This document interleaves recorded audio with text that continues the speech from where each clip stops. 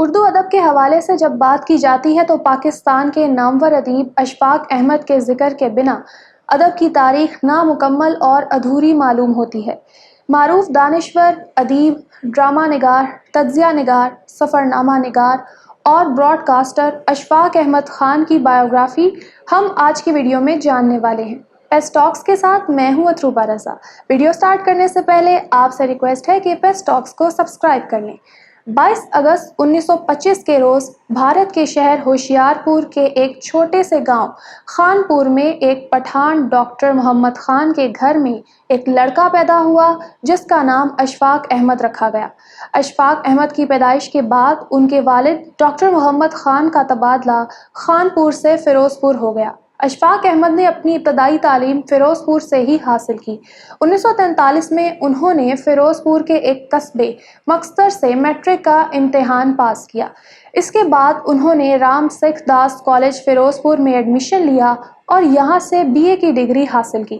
1947 میں پاکستان کے قیام کے بعد اشفاق احمد اپنے خاندان کے ہمراہ فیروزپور سے لاہور آ گئے۔ پاکستان ہجرت کے بعد ان کے مالی حالات خراب ہوئے تو اشفاق احمد نے تعلیم جاری رکھنے سے قبل ہی ریڈیو پاکستان میں لکھنا شروع کر دیا۔ اشفاق احمد کو بچپن سے ہی کہانیاں لکھنے کا شوق تھا۔ اس کے ساتھ ساتھ انہوں نے اپنی میٹرک کی سند دکھا کر محکمہ ریلوے میں ملازمت حاصل کر لی، جہاں وہ صرف ایک ہی دن گزار سکے۔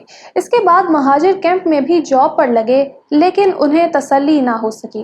اس کے بعد انہوں نے لاؤڈ سپیکر پر اناؤنسمنٹ کرنے کی ملازمت شروع کر دی، جہاں انہیں ماہانہ 80 روپے بطور معاوضہ ملتے رہے۔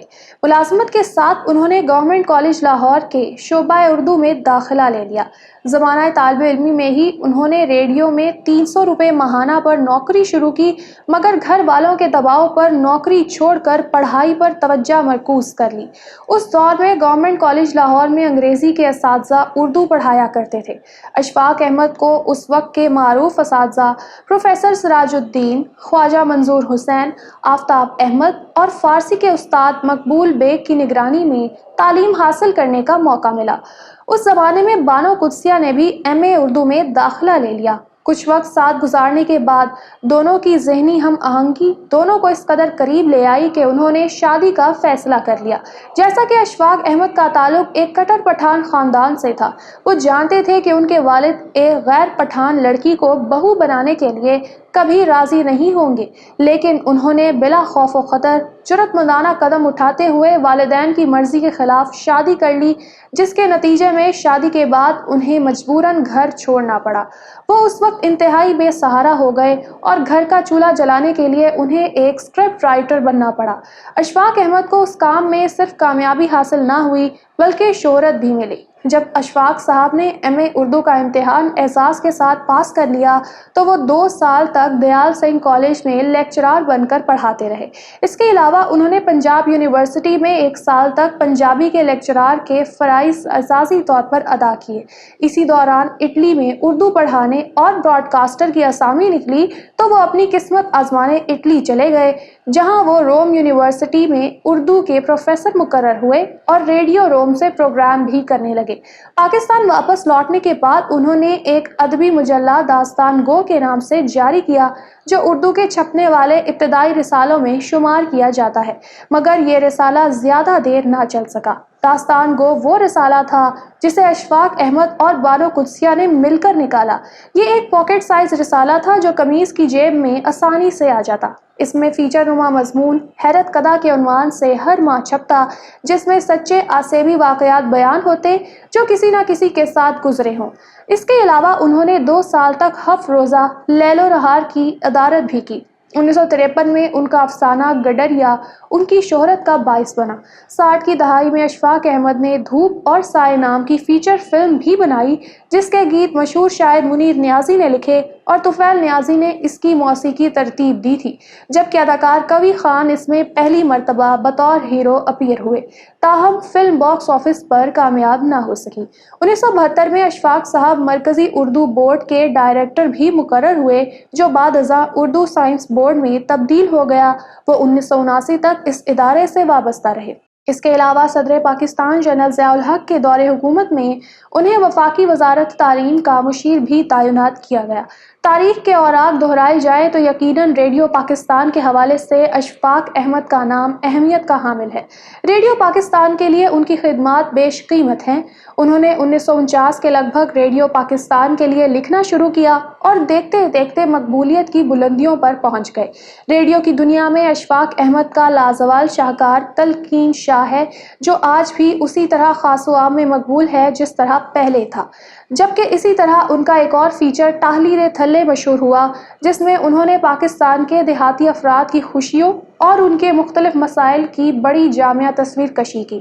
جب ریڈیو پاکستان پر ان کے پروگراموں کی ریکارڈنگ ہونے لگی تو اس کے کچھ عرصے بعد اشفاق احمد نے اپنے گھر میں ہی ایک چھوٹا سا اسٹوڈیو بنا لیا۔ وہ تلقین شاہ کی ریکارڈنگ اپنے گھر اسٹوڈیو میں ہی کرتے اور پروگرام کا پورا پیکج بنا کر ریڈیو پاکستان لاہور کو دے دیتے۔ 1965 کی جنگ کے بعد اشفاق احمد ریڈیو سے دور اور ٹیلی ویژن کے زیادہ قریب ہو گئے۔ ٹیلی ویژن کے لیے انہوں نے جو فیچر اور ڈرامے لکھے ان میں سب سے زیادہ مشہور طوطا کہانی، ایک محبت 100 افسانے اور ڈرامے کاروان سرائے، حیرت کدا، من چلے کا سودا، بند گلی، تلقین شاہ، اونچے برج لاہور دے، ٹاہلی دے تھلے شامل ہیں۔ ان کے ڈرامے اتنے مقبول ہوئے کہ لوگ ڈرامہ ٹیلی کاسٹ ہونے سے 5-10 منٹ قبل ٹی وی سیٹ کے سامنے بیٹھ جاتے تھے۔ اشفاق احمد کا ڈرامہ سیریل من چلے کا سودا تصوف کے موضوع پر ایک انوکھی کاوش تھی جس نے لوگوں کو بہت متاثر کیا۔ افسانہ نگاری اور ڈرامہ نگاری کے ساتھ ساتھ اشفاق احمد نے صنف سفر نامہ نگاری میں بھی طبع آزمائی کی۔ سفر در سفر اشفاق احمد کا پاکستان کے شمالی پہاڑی علاقوں میں سیاحت کا سفر نامہ ہے، جس میں کچھ ادیب اور شاعر دوست بھی ان کے ہم سفر تھے۔ حکومتی سطح پر اشفاق احمد کو ان کی بے مثل اور لازوال خدمات کے اعتراف میں صدر پاکستان نے ایک دفعہ ستارہ حسن کارکردگی اور دوسری بار پاکستان کے سب سے بڑے سول اعزاز سے نوازا، جو نشان حیدر کے مقابل سمجھا جاتا ہے۔ لیکن میری ناقص رائے میں ان کے لیے سب سے بڑا اعزاز آج لاکھوں دعاؤں کا ایک لامتناہی سلسلہ ہے۔ اس کے علاوہ ان کا سب سے بڑا اعزاز یہ ہے کہ وہ پڑھے لکھے طبقے کے اندر ایک دانشور کی حیثیت سے پہچانے جاتے ہیں۔ ان کی بات کو دھیان سے سنا جاتا اور اہمیت دی جاتی ہے۔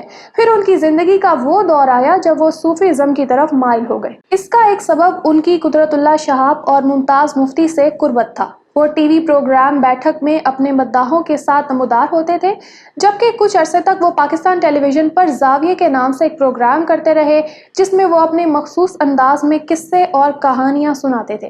اشفاق احمد اردو ادب کی تاریخ میں ایک چمکتے ہوئے ستارے کی حیثیت رکھتے ہیں۔ ان کی تصانیف میں افسانے، ناول، ٹی وی ڈرامے، ریڈیو ڈرامے، فیچر اور سفر نامے شامل ہیں۔ اجلے پھول، ایک محبت 100 افسانے، ایک ہی بولی، ایک محبت 100 ڈرامے، طوطا کہانی، ننگے پاؤں، حیرت کدا، شالا کوٹ، من چلے کا سودا، بابا صاحبہ، سفر در سفر، اونچے برج لاہور دے، ٹاہلی دے تھلے، کھیل تماشا، گلدان، حسرت تعمیر، جنگ بجنگ، کھیل کہانی اور ان سب سے زیادہ مشہور زاویہ ان کی تصانیف میں شامل ہے۔ اپنی عمر کے آخری حصے میں اشفاق احمد پتے کے کینسر میں مبتلا ہو گئے۔ یہی مرض جان لیوا ثابت ہوا اور وہ 79 برس کی عمر میں 8 ستمبر 2004 کے روز اپنے مالک حقیقی سے جا ملے۔ آئی ہوپ کہ آپ کو ویڈیو پسند آئی ہوگی۔ فیس ٹاکس کو سبسکرائب کر لیں۔ اللہ حافظ۔